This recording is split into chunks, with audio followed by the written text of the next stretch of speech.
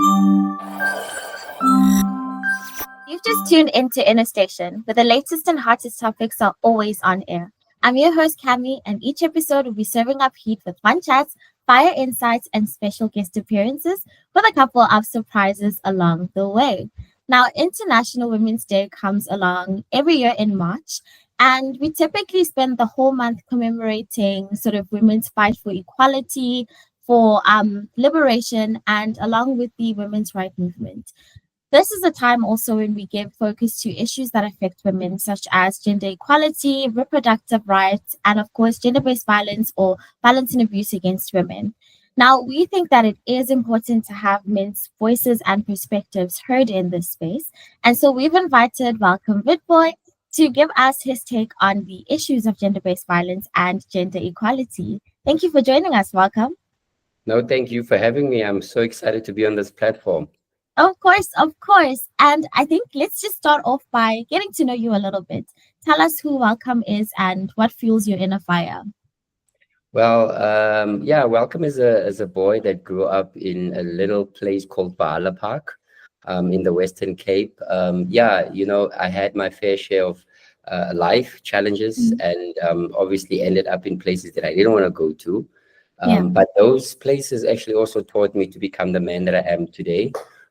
Welcome is an actor, he's an author, he's a father, he's a visionary, he's a philanthropist, and he's also a change maker. And I mm, think for me, that's the most important part of how can you take those challenges that have made you who you are, and then craft them into becoming a beacon of hope for many other young people out there to not do the same mistakes that I make, but rather to have opportunities that will make them the leaders they're destined to be. Yeah, that's yeah. Welcome in a nutshell. I love that. And I love the term change maker for you because your story is one of sort of reformation and it is very inspiring and it is very interesting. Now, without giving too much focus to the past, please give us a tidbit about your younger years and sort of how you got involved in sort of South African gang culture. Yeah, no, it's that thing of when you have parents, that always want the best for you. Yeah. My parents were very, how can I say, conservative. They raised me in all the right ways, tried to show me all the right paths. Mm, But there's always been this yearning as a young boy growing up in a community that was so crime infested, gang infested, that I always wanted to look beyond the walls of the house. yeah. I wanted to belong somewhere. I wanted to be respected. And for me, it was the situation of walking down the streets and not seeing people look at me. Mm, To them, I was like invisible. I didn't matter. And yet the boys on the street corner, yet the boys at the shop corners, hustling, they were the ones that the people in my community revered. They were the yeah. ones that the people looked up to, and I kind of like had this envy to be like them. Mm, um, that for me kind of like became my focus of saying, how can I be like them? yeah. That is when I decided to draw closer to them, and only to find out later that while I was drawing closer to them, that they were actually in a gang, Yeah. and obviously one thing led to the next. And from that moment on, I joined them, sat with them, started walking with them, started talking with them, and I was just part of them.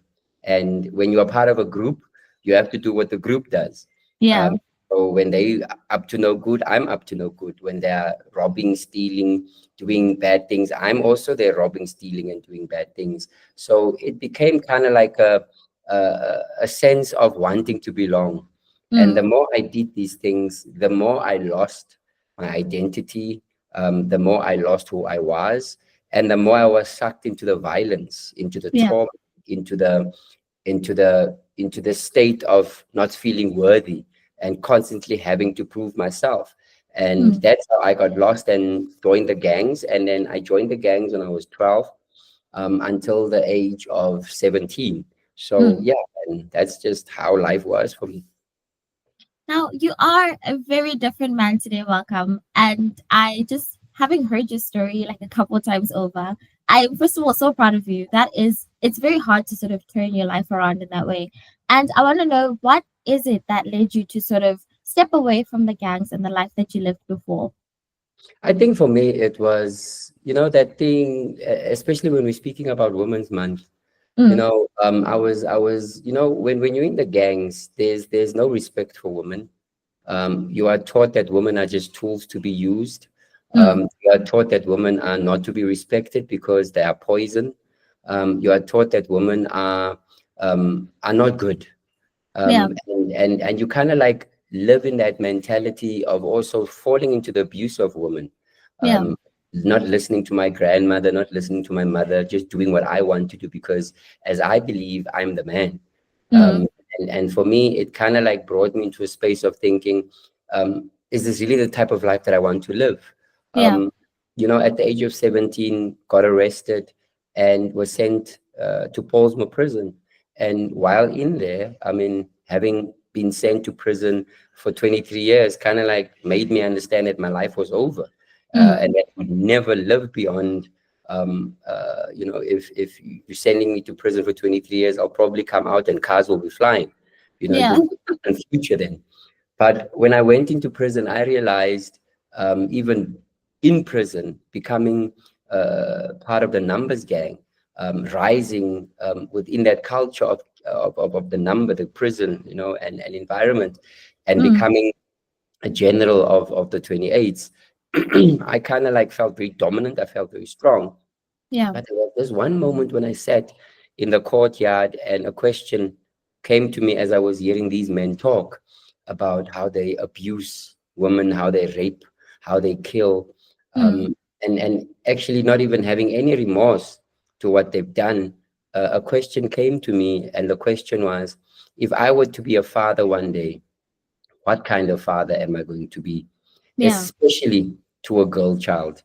And for me, that was the day when I decided that, you know what, I've had enough of this life.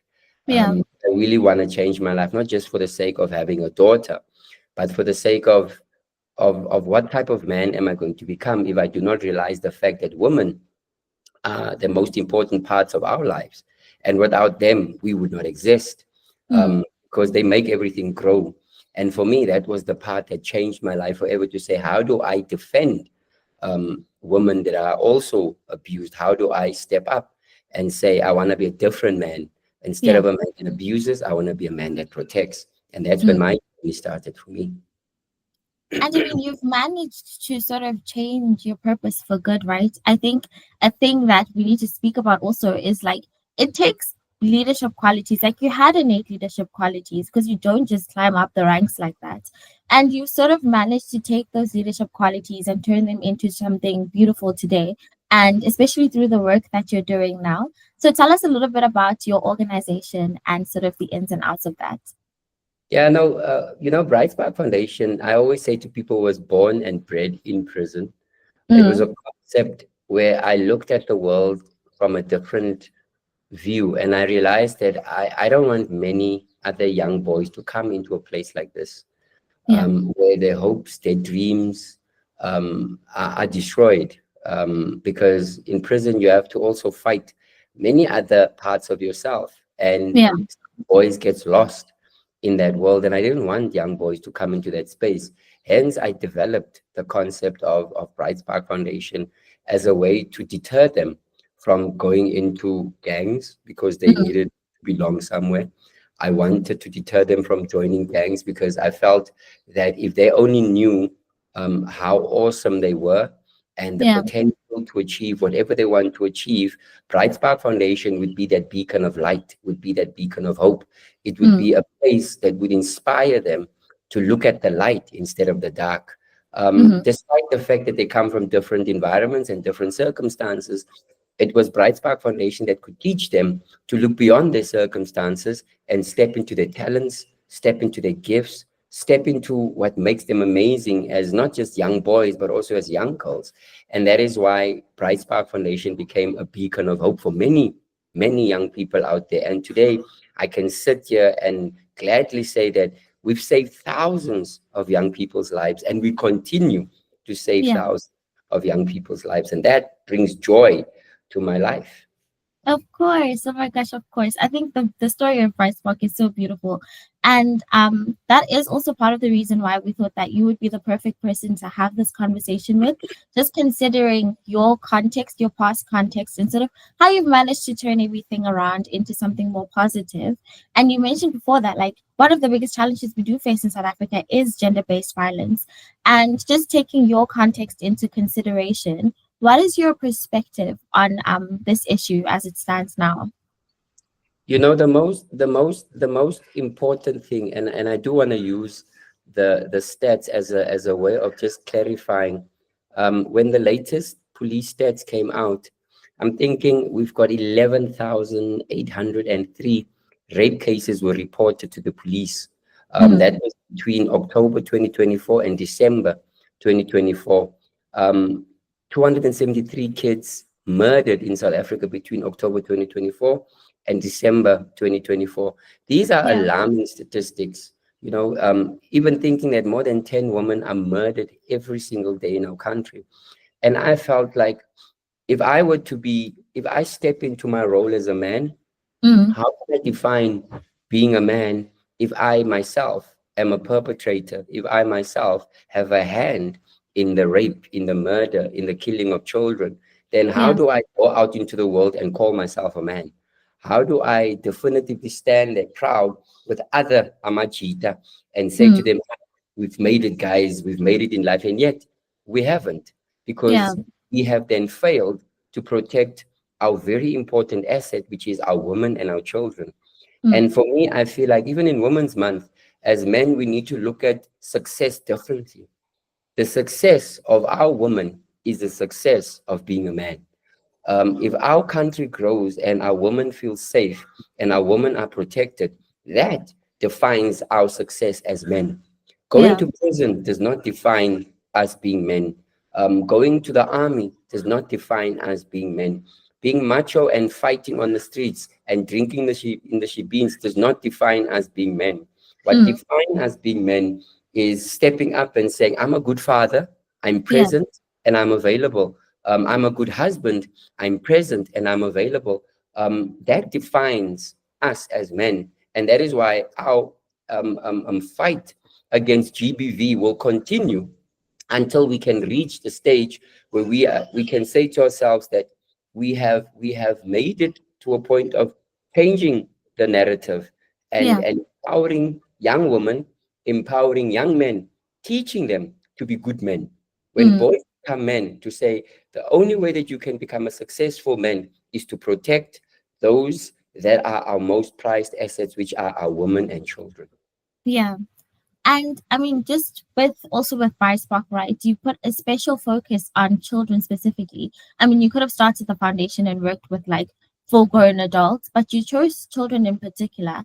And was this out of a belief that like as a society, do you think we are defining masculinity correctly for our children, just in the way that we are raising them? And what role do you think that like the mom and then the dad as well is playing in sort of defining masculinity, especially for little boys? You know, and I think we failed a lot in that process, because masculinity in many cases has been brought forth in an incorrect way. Mm, Our sons see masculinity, like I said, as standing up and yeah. being macho and fighting so that you can have your place at the table. But yet masculinity has a lot to do with vulnerability. It Mhm. has a lot to do with crying and saying, as a man, I am hurt by what I'm seeing. Masculinity has a lot to do with, as a man, I see what's happening and I want to step up and help. I want to make a difference. Masculinity is so much more than just muscle. Yeah. I think even the word itself needs to be changed, to a point of saying, instead of masculinity, let's look at vulnerability. Let's Mm, step into it and allow our boys to express vulnerability more instead of yeah. hiding from it. I think our parents, both women and men out there, have got this statement where they say that men don't cry, Mm, boys don't cry. I think we need to embrace the fact that boys should cry. It is yeah. important for them to cry, because the minute they cry, they are able to release whatever tells them that they are not worthy, whatever tells them that they have not made it in life, whatever holds them back, their tears are a way of allowing them to step into who they are as men, Yeah. especially in the role of protecting those that need protecting.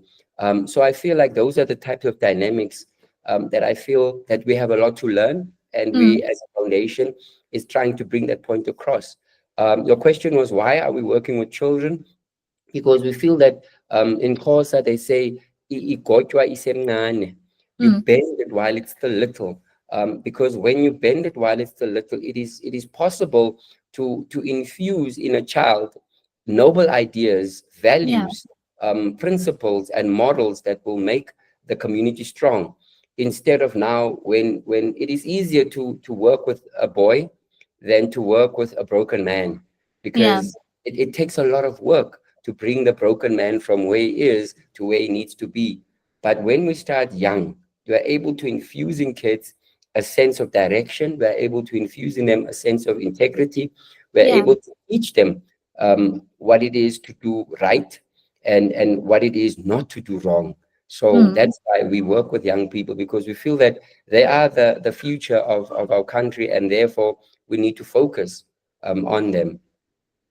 And I think that is very important because just from your own story and just from personal experience as well, I think when you are very young, there's so much of a need to like fit in and to find your place. And so I think things like Bright Spark are very important because they give kids a sort of a more positive place to go to where you find people that are like you.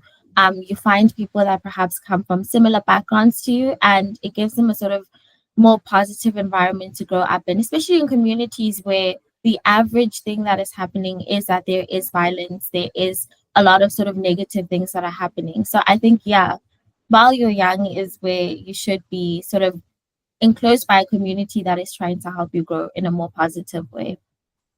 Yes.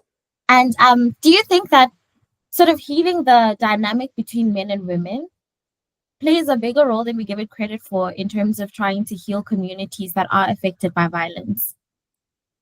I think there's a big misconception, and this is what we do as a society. We sometimes think that when a woman is raped, we have a whole lot of women standing at the court and supporting that woman, and crying for justice and all of that. But there are Yeah. no men in that pool or in that protest. Hmm. It's just women going to court, and I feel like we need to come as a society that both male and females must stand together in protest Hmm. against rape, against femicide, against the murder of women and children. Both sides needs to be very active in that engagement. It shouldn't be a situation of she was wrong, he was right, he Yeah. was right, she was wrong. It is where situations in our country sometimes they divide us. Why was she wearing a mini skirt to begin with? Why was she going there to begin with? Hmm. The fact that she was there does not mean that she had to get raped. Yeah. The fact that it's that situation of we as a society need to come to a place of realizing that both men and women have a responsibility to Yeah. defend um, the justice of anybody, and not just even if it's a man. If a man also gets into a situation, it's that both parties, male and female, need to stand together. But what we see is that we see men have their own camp and women Yeah. have their own camp. We see that we have feminists on this side, we have masculine men on this side, we have men's organizations doing this, we have female organizations doing this.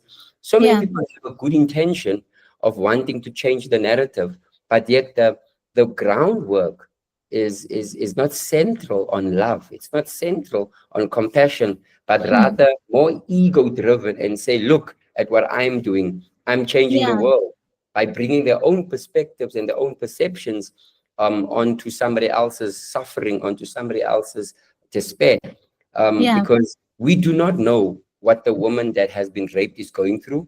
We do Yeah. not know what the man that has been falsely accused is going through. You Hmm. know, they are the ones that know what they're going through. Hence, we need to support both parties, because in our country we have a statement that says you are innocent until proven guilty.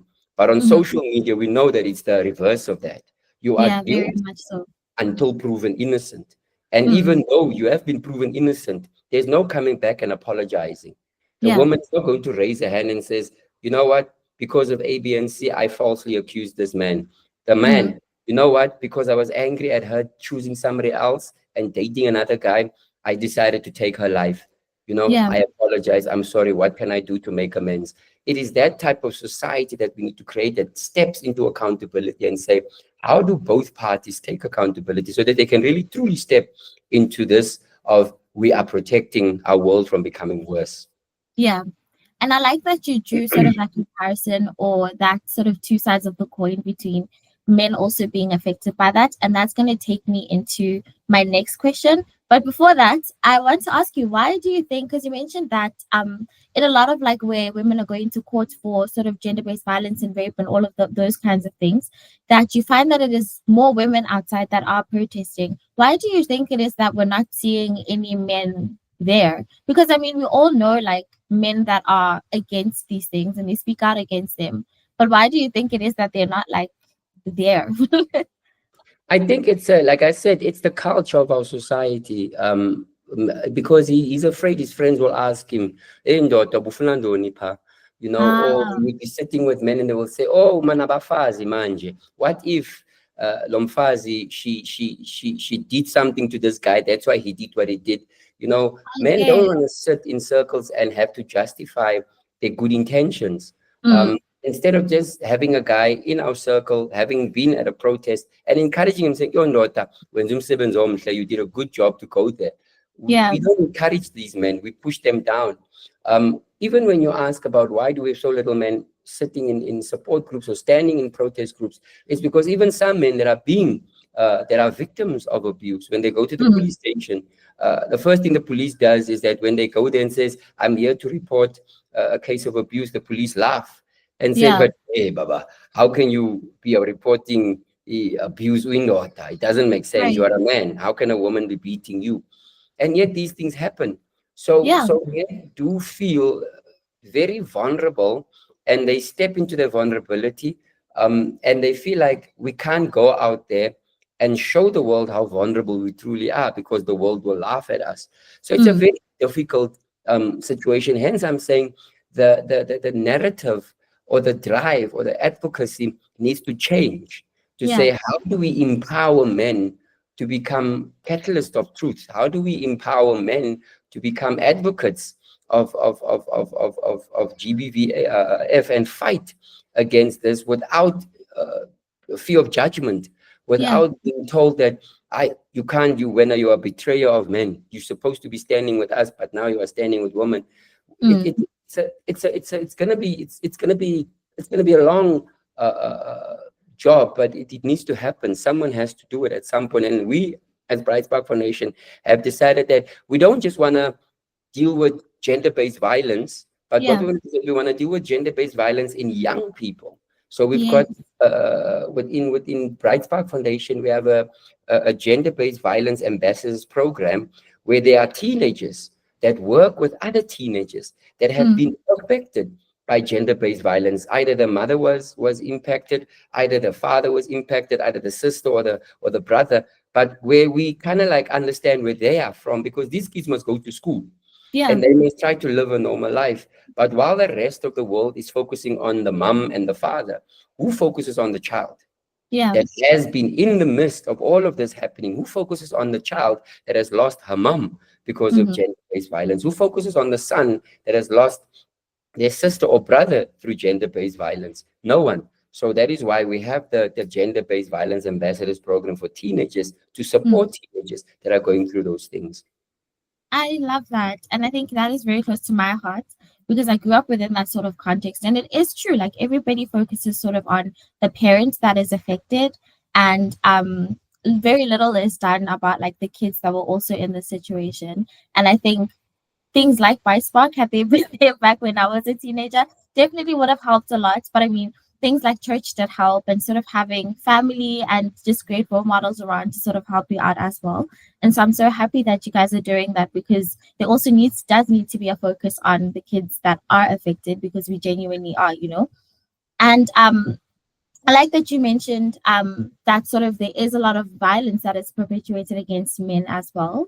And the way that it is received when they report on that isn't necessarily the best or the most empowering for more men to then be able to come forward, right?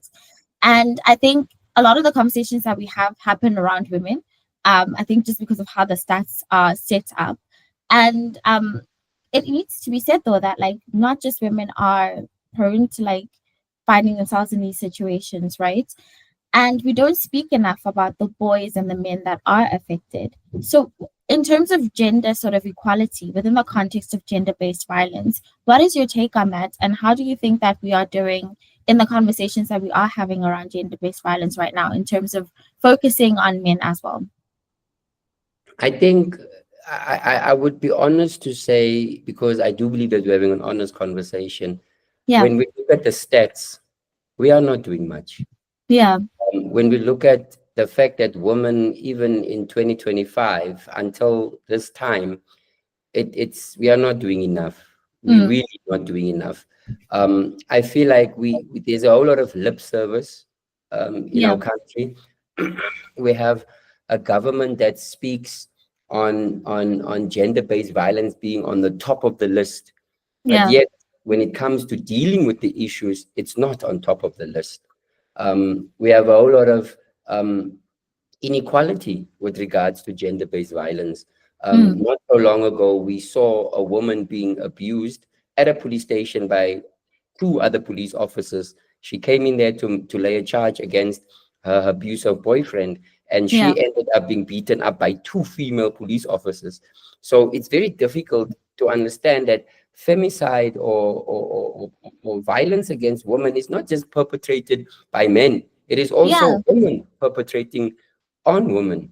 And for me, it is sometimes difficult to see this because how does another woman beat up another woman? right. And in many cases, when we work closely with the police and we're doing raids on homes that they use kids for sex slaves, when we crack down on these homes and these syndicates, we kind of find at the end of the day we've got these 16 girls between the ages of 14 to 9 chained up in a bathroom because they're Yeah, going to be sold as sex slaves, and at the head of the syndicate is a woman. yeah, That is sad that you would let these children, girl children, suffer at this. It's sad to see women in these positions. So the war on gender-based violence is not one-sided. The yeah, war on gender-based violence is against women that perpetrate, and it's against men that perpetrate. It's yeah, against people of power that perpetrate, people that are in positions of authority that think that they can just abuse women and abuse little boys and yeah, think that they can get away with it. So when South Africa is ready to have that conversation, welcome is here. We can sit and talk and say, let's look at ourselves and say, when something happens to our own daughters, how many of us as men look away and say, well, it's life. She needs to yeah, learn. How many of us truly step in and say, as a father, I'm stepping in to protect my daughter against mm, these perpetrators, instead of saying, ingangara, how many of us that have sons, when our sons treat women in a certain way, do we call them back and say, you're not supposed to be treating women like that? But instead, as men, we sit in a circle and we praise them for mm, being stubborn, we praise them for being violent, we praise them for being arrogant. mm. So until then, the conversation continues. And that brings me, that is a very great segue into my next question, right? Because you are a father yourself. And I want to know how you view the role of fathers and male role models in sort of promoting gender equality for future generations, especially within the context of like gender based violence and things like that. Yeah, no, being a father to a girl child is the most exhilarating and interesting journey. Mm, She drives me up the wall, but it is a wall that I'm prepared to be driven up on, because when I look at her, I look at the future of this country, yeah, keeping her safe, um, creating in her the independent woman that she needs to become. Um, Motivates me every single day to wake up and say, how do I create a world where my daughter can walk Yeah. from the bus stop to the house safe, and even men escorting her home and saying, "Can we escort you home?" Mm. Instead of, living in a world where these men will think of raping her. Mm. Uh, I don't want a world like that. I want a world where my daughter will feel safe. I want a world where other daughters will feel safe. So being a father in this dispensation, especially in 2025, is tough. Yeah, I Um, can imagine. because we have millennials out there. We have Yeah. I'm at 2000. The lingo, the conversations are different. Yeah. It's just I wanna create a world where everybody can just step into accountability. I Mm. want to create a world as a father where my daughter can step into accountability and not just expect men to be good, but Yeah. also women to be good women to their men. I want when my girl child grows up to be of a consenting age and she has a boyfriend, to be responsible within her Mm. relationship and treat her man with dignity and respect. Mm. And so he must also treat her with dignity and love. Yeah. That's what I want to see in the world where both parties can love each other and look past the differences of what my grandmother and my grandfather used to do, but look Yeah. at what we need to do as this generation to ensure that we have good values within our relationship.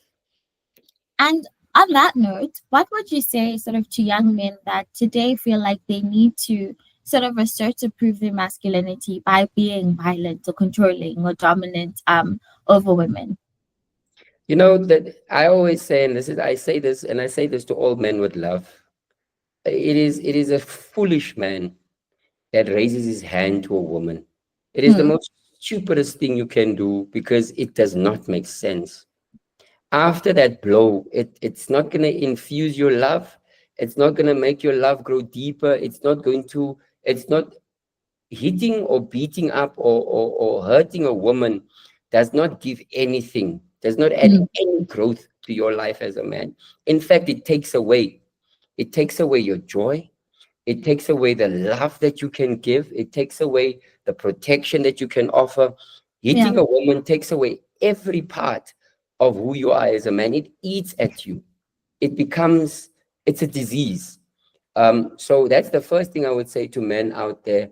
I think that loving a woman, protecting a woman, and enduring a woman in spite of what she does to you is the most beautifulest way to step into your vulnerability because Mm. love always wins. Yeah. Love always wins. There's nothing as beautiful as a gentleman in your space. And I know most women will That is agree true. with me. Just Yeah. looking at a man being gentle, having all these muscles, and yet he's a teddy bear. That's a Mm. man that you can love forever. But a man that has muscles and he just breaks everything is not a man that you can love forever. That's just bad boy mentality, which is going to end badly for both of you. It's going to Yeah. end in a toxic relationship. It's going to end up in relationship where there's never going to be any family values or anything. I'm just being straight and I'm giving it to you as honest as I can. Yeah. Violence within any relationship does not solve any problems. In fact, it increases the problems. In fact, it Yeah. holds you captive. It keeps you in that box of toxicity over and over again. If it was me out there, I would say to women, choose a man that is gentle, choose Yeah. a man that is kind, love him, protect him, nurture him, and he'll do likewise. That's Mm. the essence of the situation. And welcome, in light of International Women's Day, are there any specific women or is there a specific women that you would like to give a shout out to? Perhaps someone who showed a lot of strength in leadership that sort of changed your perspective on life, or someone who sort of helped you along your journey?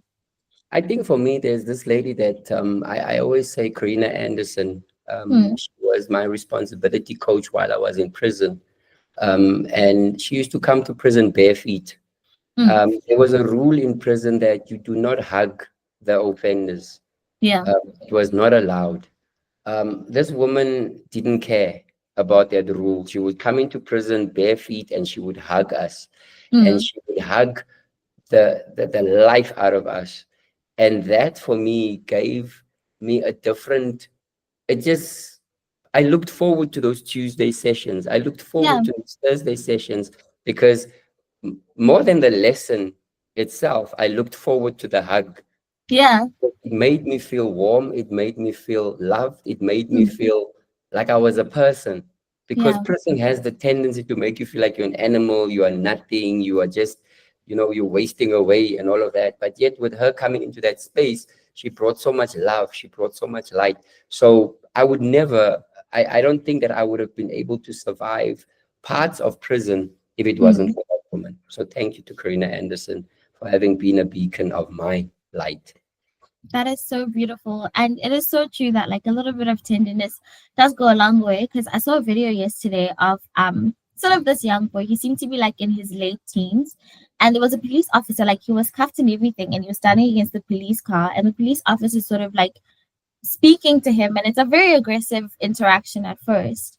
And then you see this police officer sort of say something to him one last time, and then just grab him and pull him into a hug. And when I tell you this boy cried, I was like, I was tearing up a little bit too. It was such a beautiful interaction. And it was very much like your father sort of reprimanding you and teaching you something, and then still receiving you with so much love at the end of it all. And yeah, no, tenderness does go a long way in sort of helping people sort of turn themselves around as well. Definitely.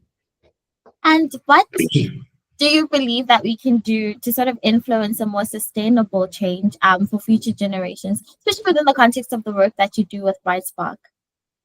I think for me, it is just inviting people to come along. Mm. Uh, this is a great journey. It's a beautiful journey. It's also encouraging people to look away from their own life sometimes. And, people are all trying to survive. Yeah. Instead of trying to survive, live a little, Mm. support, come along, and get involved. Go to schools with us, sustain. When we talk about sustainability, it's like get involved in our program, Yeah. walk with us, see the work that we do, support the work that we do. If you can't be there, Yes. physically, there's many other ways to support the work that we do. Because I believe that without organizations like Bright Spark and many other organizations out there that are doing amazing work, without their support, our society would be ripped apart long time ago. Yeah.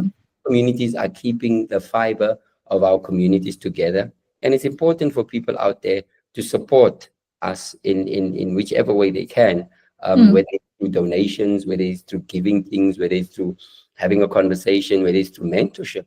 But Yeah. the thing is, yes, you are asking yourself, but what can I do? The little that I can do, because it seems like I'm doing nothing. No, just saying and telling people about the work that Bright Spark Foundation does is Yeah. doing something.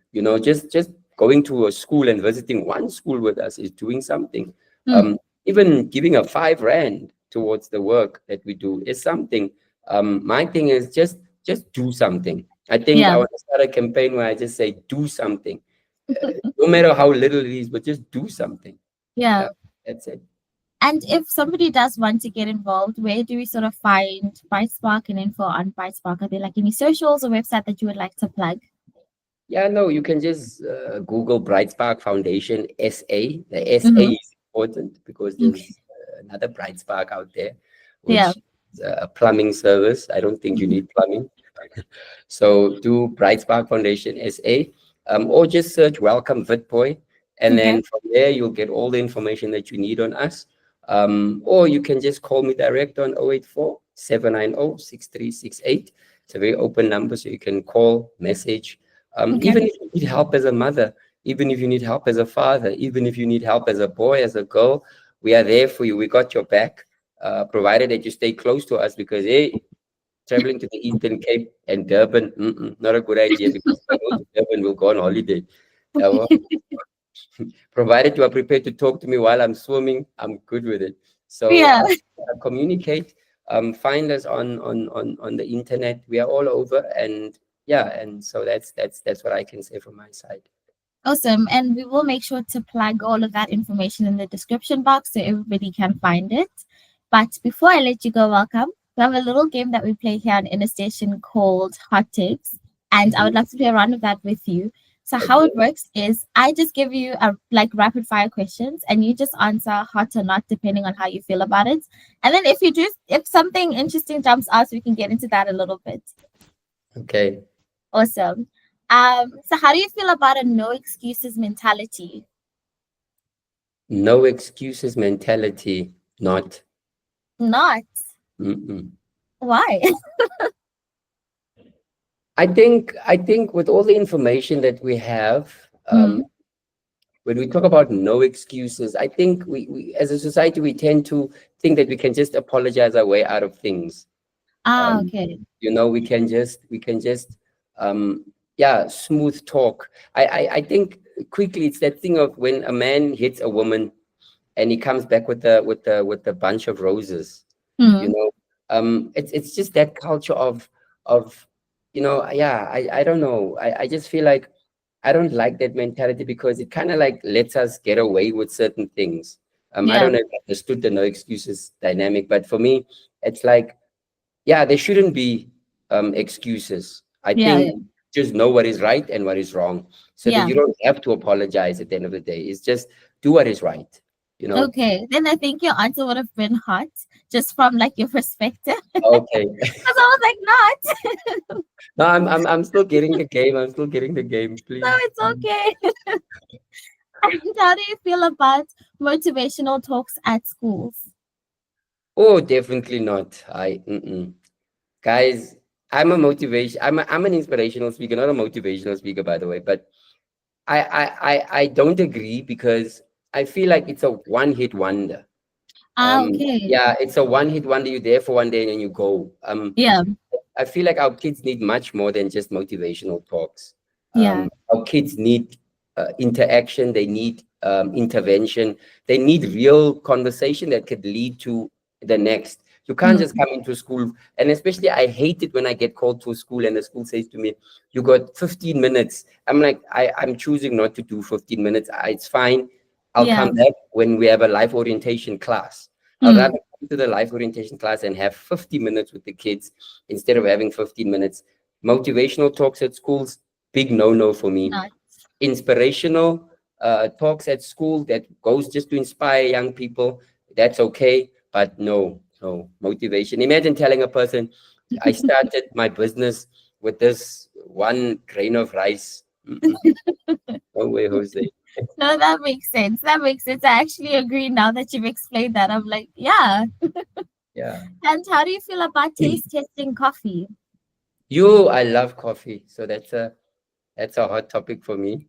I I love coffee. So That is I very start cool. I start my day with coffee, by the way. Yeah, So no, we yeah, always joke at that, like at the intercom, coffee keeps us going as well. yeah, no, Everybody is just definitely. I think that I would ask if anything should happen, me God forbid, and I'm put on a drip, it must be a coffee drip. there's No no way, way. No saline goes into these veins. It must be a coffee drip. I want just coffee in here. coffee. Wow. How do you feel about a sci-fi movie night? Oh, hot. I love sci-fi.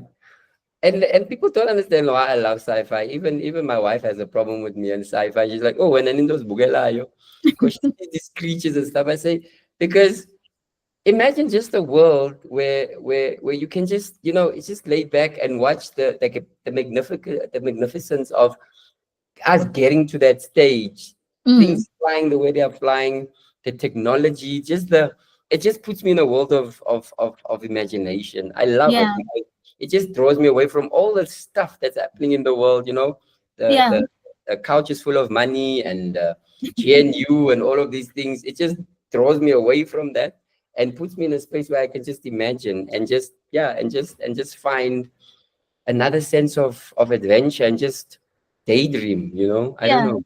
Yeah, that's what I sci-fi get does. that. I like I that. get that. Yeah.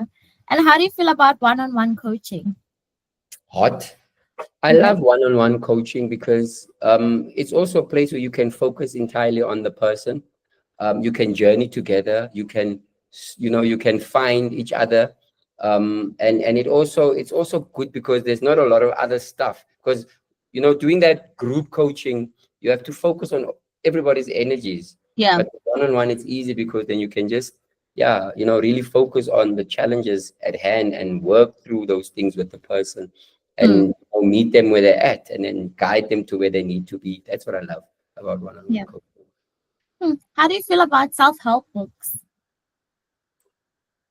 Not, um, uh, Mm. not really. I'm not really into self-help books. I think I'm more of a person that I look at experience. Yeah. Um, I look at stepping out there and talking to people. I'm the type of person that if I were to take a taxi, I would have a conversation with the Mm. person next to me, in front of me, behind me. And then through that, learn about them, they learn about me, and then together we learn about the challenges we face, and then therefore we can then start exploring possibilities and solutions. Reading about a solution from someone that's on another side of the world Yeah. doesn't really gel with me. I mean, what about the African context? Sometimes Yeah. people write these self-help books without the understanding of an African context because I'm an African child. And Mm. what challenges you face as a European is not the same challenges I'm facing as an African child. So it sometimes doesn't really gel. There are processes, yes, that may work, but Yeah. not necessarily the integral part of the challenges that we face. The same with like when we talk about the US aid, we've Mm. always believed as South Africa or as Africa that we need American aid to survive. But Mm. now that it's no longer there, we have now come to realize that we actually need to rely on ourselves. Yeah. So I feel like for me, the US aid was like a self-help book. While we could just have been focusing on dealing with our own problems, solving Yeah. our own challenges, and finding our own solutions. So, and we are doing it now, and it's working beautifully. Yeah. No, I agree with that. And you're a coffee guy, so how do you feel about putting ice cream in your coffee? I've never tried that, but I'm open to trying that. Mm. I love ice cream. I think there's Yeah. two things that the gods have given us, which the gods also themselves enjoy. It Mm. is coffee and ice cream. And ice cream. No, the combination of the two hits like an iced coffee, and then instead of like whipped cream on the top, you get ice cream. Hits Wow. every time. Now I'm lactose intolerant, so that just results in like issues for me. But you should definitely try it. And you have a little baby girl, so how do you feel about watching Coco Melon with the kids?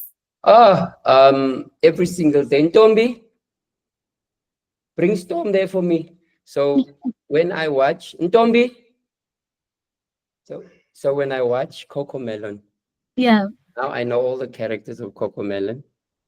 The wheels of the bus go round and round, round and so I sit in a meeting and I literally go through those processes. So I do realize how important. But for me, it's like that bonding that happens Yeah. when we sit in that position and we're watching Coco Melon, or in the Mm. morning when she wakes up. Even now, when she wakes up, the first thing she wants to see is Coco Melon. Uh, and so it's amazing, you know. As a father, I love that about her. Yeah.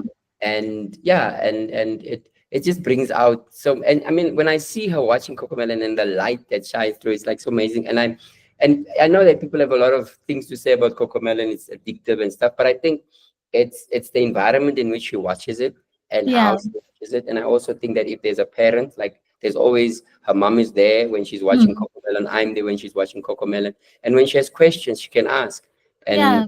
we just bond over that. So for me, I feel like that's the most important part of Coco Melon. That's what I love. Yeah. So Because I used to watch it with my little cousin, and it's it's such a vibe because you do learn all of the songs and all of the characters. But it's exactly. so nice to see like how kids are so into it. Like they really do enjoy what Coco Melon does. Come here. Come. Come, Coco Melon, the people here. Let them see you. So today's a bit chilly, and she's just Coco Meloning all the way. Come. She's. You see how nice she comes. Pick her up and bring her so that people can see you. Come, my baby. She's a bit shy now. Oh, Come, my Tumpa Lumpa. Say hello. Oh, here's my Coco Melon. Say hello. hi Storm. Say hello. How are you? Say hello. Hi. Oh, she's such a pretty little girl. Hi. So this is Storm, and she's really a storm. And that is what I love about her, because she does, as I said, drive me up the walls. Yeah. But it's a good driving up. Even now, she's watching Coco Melon. You love Coco Melon. Hmm? No, she's adorable. Bye bye. Bye-bye. Bye. Bye-bye. Bye, Storm. That's my pride and joy. Bye-bye. So She's that so is cute. that is what, for me, that is what being a man is really all about. Yeah, and just looking at her growing up and loving her, protecting her, Yeah. supporting her.